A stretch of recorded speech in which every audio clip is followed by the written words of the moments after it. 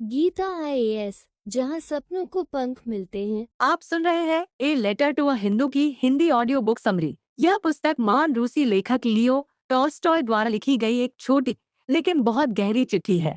यह पत्र उन्होंने भारतीय क्रांतिकारी तारकनाथ दास को लिखा था। इस पत्र में टॉल्स्टॉय ने भारत की गुलामी, प्रेम, अहिंसा और सच्ची शक्ति के बारे में अपने विचार बताए हैं।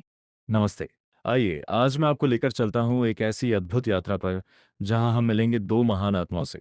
एक रूस की धरती पर जन्मे लियो टॉल्स्टॉय और दूसरे भारत के वो युवा जो बाद में महात्मा कहलाए। ये कहानी है एक खत की, एक पत्र की, जिसने न सिर्फ एक व्यक्ति की सोच बदली बल्कि पूरे एक देश के स्वतंत्रता संग्राम की दिशा तय कर दी। ये कहानी है a letter to a Hindu, यानी एक हिंदू के नाम पत्र की। बात 1908 की है। रूस का महान लेखक लियो टॉल्स्टॉय अपनी उम्र के आखिरी पड़ाव पर था। दुनिया ने उसे वॉर एंड पीस और अन्ना कैरेनिना जैसे महाग्रंथों के रचयिता के रूप में जाना, लेकिन जीवन के अंतिम वर्षों में टॉल्स्टॉय सिर्फ एक लेखक नहीं रह गए थे। वे एक विचारक, एक दार्शनिक और एक समाज सुधारक बन चुके थे। वे हिंसा के घोर विरोधी थे और उनका मानना था कि प्रेम ही ईश्वर तक पहुंचने का एकमात्र रास्ता है। उनकी यही सोच उनके लेखन में झलकती थी और उनके विचार दूर दूर तक फैल रहे थे। उसी साल दुनिया के दूसरे छोर पर भारत में एक युवा क्रांतिकारी और विद्वान तारकनाथ दास नाम का एक पत्र टॉल्स्टॉय को लिखा। भारत उस वक्त अंग्रेजों की गुलामी की जंजीरों में जकड़ा हुआ था। तारकनाथ दास और उनके साथी आज़ादी के लिए संघर्ष कर रहे थे। उनके मन में सवाल था, आखिर ये गुलामी क्यों और इससे मुक्ति का रास्ता क्या है? क्या हथियार उठाकर अंग्रेजों को भाया जाए या कोई और रास्ता है? उन्होंने टॉल्स्टॉय से यही जानना चाहा। टॉल्स्टॉय ने उनके पत्र का जवाब दिया, और ये जवाब कोई आम चिट्ठी नहीं थी, बल्कि ये एक दार्शनिक आलेख था, एक घोषणा पत्र था, जिसमें उन्होंने भारत की गुलामी की जड़ और उसके इलाज पर अपने विचार रखे। उन्होंने कहा कि यह देखकर हैरानी होती है कि कैसे 200 मिलियन से ज़्यादा बुद्धिमान, शारीरिक और मानसिक रूप से सक्षम भारतीय मुट्ठी भर अंग्रेज़ों के गुलाम हैं। ये अंग्रेज़ न तो शारीरिक रूप से ज़्यादा ताकतवर हैं और न ही नैतिक रूप से श्रेष्ठ। तो आखिर ये कैसे संभव है? टॉल्स्टॉय का जवाब चौंकाने वाला था। उन्होंने कहा कि इस गुलामी के लिए अंग्रेज उतने जिम्मेदार नहीं हैं जितने कि खुद भारतीय। उन्होंने लिखा, एक व्यापारिक कंपनी ने 200 मिलियन लोगों को गुलाम बना लिया। एक ऐसे व्यक्ति से यह बात कहो जो अंधविश्वासों से मुक्त है, वो यकीन नहीं कर पाएगा। ये तो आंकड़े ही चीख चीख कर कह रहे हैं कि अंग्रेजों ने भारतीयों को गुलाम नहीं बनाया, बल्कि भारतीयों ने खुद को गुलाम बनाया। उन्होंने समझाया कि गुलामी की असली वजह भारतीयों के बीच एक सच्ची धार्मिक चेतना और उस पर आधारित आचार संहिता का अभाव है। वो कहते हैं कि अगर कोई व्यक्ति सिर्फ अपने स्वार्थ और शारीरिक सुखों के लिए जीता है तो वो कमजोर है और उसे कोई भी गुलाम बना सकता है। लेकिन अगर वो आध्यात्मिक रूप से मजबूत है, अगर उसके जीवन में प्रेम और सत्य सर्वोपरि है, तो उसे कोई गुलाम नहीं बना सकता। टॉल्स्टॉय ने तर्क दिया कि दुनिया के सभी प्रमुख धर्मों का मूल संदेश प्रेम ही है। उन्होंने कृष्ण के वचनों को उद्धृत किया, मैंने अपने हाथों से हर जगह प्रेम बोया है और जो कोई भी ग्रहण करने को तैयार है उसे आशीर्वाद दिया है।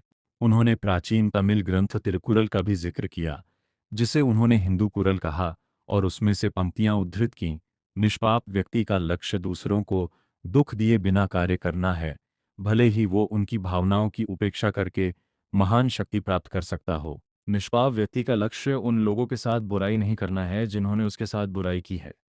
लेकिन टॉल्स्टॉय का दर्द ये था कि इस सार्वभौमिक प्रेम के सिद्धांत को समाज में ढाला गया, उसे सिर्फ निजी जीवन तक सीमित कर दिया गया। कहा गया कि ये तो घर परिवार के लिए है, लेकिन सार्वजनिक जीवन में, राजनीति में हमें हिंसा का इस्तेमाल करना ही पड़ेगा, चाहे वो जेलों के रूप में हो, फांसी के रूप में या युद्ध के रूप में। टॉल्स्टॉय के लिए ये सबसे बड़ा विरोधाभास था। उनका कहना था कि प्रेम के नियम में कोई अपवाद नहीं हो सकता। अगर आप एक बार भी हिंसा को जायज़ ठहरा देते हैं तो प्रेम का नियम खत्म हो जाता है और फिर केवल बल का ही कानून रह जाता है। उन्होंने गांधी को लिखे एक अन्य पत्र में एक घटना का जिक्र किया। मॉस्को के एक लड़कियों के स्कूल में परीक्षा चल रही थी। धर्मगुरु ने लड़कियों से पूछा, क्या हत्या करना हमेशा पाप है? लड़कियों ने जैसा उन्हें सिखाया गया था जवाब दिया, नहीं, युद्ध में और फांसी के समय हत्या करना जायज़ है। तभी एक लड़की शर्माते हुए लेकिन दृढ़ता से बोली, हमेशा। उसने कहा कि मसीह ने न सिर्फ हत्या करना बल्कि किसी भी तरह से अपने पड़ोसी को नुकसान पहुंचाना न किया है। टॉल्स्टॉय कहते हैं कि वो लड़की सही थी। उसकी आवाज़ को हम दबा सकते हैं लेकिन मिटा नहीं सकते, क्योंकि हर इंसान के दिल में ये सच्चाई मौजूद है। तो टॉल्स्टॉय का संदेश साफ था, अगर भारत को आज़ादी चाहिए तो उसे अंग्रेज़ों की तरह बनने की कोशिश नहीं करनी चाहिए। उसे उनके हथियार, उनकी हिंसा, उनकी तथाकथित सभ्यता नहीं अपनानी चाहिए। असली आज़ादी का रास्ता है प्रेम का पालन करना, हिंसा का विरोध करना और बुराई का जवाब बुराई से ना देकर अच्छाई से देना। उनका मानना था कि सत्य और प्रेम की शक्ति हिंसा की शक्ति से कहीं ज्यादा महान है। अब हम अपनी कहानी के दूसरे नायक पर आते हैं। उस वक्त दक्षिण अफ्रीका में एक युवा वकील मोहनदास करमचंद गांधी रंगभेद के खिलाफ एक आंदोलन का नेतृत्व कर रहे थे। वे भी संघर्ष के रास्ते तलाश रहे थे। उन्होंने टॉल्स्टॉय का लिखा हुआ बहुत कुछ पढ़ा था, खासकर उनकी किताब the kingdom of God is with in you उन्हें काफी प्रभावित किया था। जब ये पत्र फ्री हिंदुस्तान अखबार में छपा तो एक मित्र ने गांधी को इसकी एक प्रति भेजी। गांधी ने इसे पढ़ा और दंग रह गए। उन्हें लगा कि ये वही संदेश है जिसकी उन्हें तलाश थी। ये पत्र हिंसा और अहिंसा के बीच चल रही उनकी आंतरिक लड़ाई का जवाब था। गांधी ने तुरंत टॉल्स्टॉय को पत्र लिखा। उन्होंने अपना परिचय दिया और इस पत्र को अपनी गुजराती पत्रिका इंडियन ओपिनियन में छापने की अनुमति मांगी। इस तरह शुरू हुआ एक ऐसा पत्र व्यवहार जो इतिहास के पन्नों में सुनहरे अक्षरों में दर्ज है। टॉल्स्टॉय गांधी के काम से बहुत प्रभावित हुए। उन्होंने गांधी को लिखा, भगवान हमारे प्रिय भाइयों और सहकर्मियों की मदद करें। आपका काम न सिर्फ भारतीयों के लिए बल्कि पूरी मानवता के लिए बेहद महत्वपूर्ण है। गांधी ने टॉल्स्टॉय को अपनी किताब हिंद स्वराज भी भेजी, जिसे टॉल्स्टॉय ने बड़े ध्यान से पढ़ा और उसकी प्रशंसा की। ये पत्र व्यवहार टॉल्स्टॉय के जीवन के आखिरी दिनों तक चलता रहा। 1910 में टॉल्स्टॉय ने गांधी को अपना अंतिम पत्र लिखा। उसमें उन्होंने फिर से प्रेम के नियम की व्याख्या की और कहा कि सरकारें इस सच्चाई से डरती हैं, इसलिए वे इसका विरोध करती हैं। उन्होंने कहा कि चाहे दक्षिण अफ्रीका में आपके सत्याग्रही कितने ही कम क्यों ना हो, चाहे रूस में युद्ध का विरोध करने वाले कितने ही कम क्यों ना हो, वे अकेले नहीं हैं। भगवान उनके साथ है और भगवान इंसान से ज्यादा ताकतवर है। टॉल्स्टॉय की मृत्यु के कुछ ही महीने पहले लिखा गया ये शायद आखिरी पत्र था।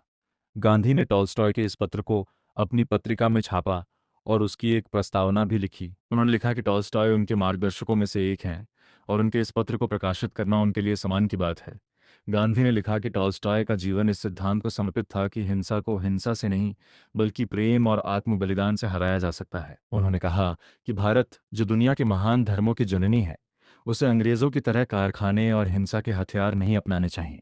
अगर हम अंग्रेजों को भारत से निकालना चाहते हैं तो हमें उनकी तरह नहीं बनना होगा, बल्कि टॉल्स्टॉय के बताए रास्ते पर चलना होगा। उनके शब्दों में, बुराई का विरोध मत करो, लेकिन बुराई में हिस्सा भी मत लो। अदालतों की हिंसा में, टैक्स वसूली में और सबसे बढ़कर सेना में मत जाओ और दुनिया की कोई ताकत तुम्हें गुलाम नहीं बना सकती। टॉल्स्टॉय के इस एक पत्र ने गांधी के मन में चल रहे विचारों को मूर्त रूप दिया। इसने उन्हें यकीन दिलाया कि अहिंसा कोई कमजोरी नहीं बल्कि सबसे बड़ी ताकत है। ये वही सिद्धांत था जिसे गांधी ने बाद में सत्याग्रह का नाम दिया। टॉल्स्टॉय ने गांधी को भारतीय दर्शन की उस गहरी परंपरा से जोड़ा जिसमें अहिंसा और प्रेम को सर्वोच्च माना गया है। उन्होंने गांधी को याद दिलाया कि असली ताकत मांसपेशियों में नहीं, आत्मा में है। टॉल्स्टॉय ने गांधी के जरिए भारत को एक ऐसा हथियार दिया जो बारूद और गोलियों से कहीं ज्यादा शक्तिशाली था।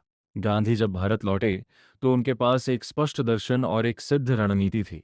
उन्होंने असहयोग आंदोलन, सविनय अवज्ञा आंदोलन और नमक सत्याग्रह जैसे अभियान चलाए। लाखों भारतीयों ने बिना हथियार उठाए सिर्फ सत्य और अहिंसा के बल पर अंग्रेज साम्राज्य की नींव दी।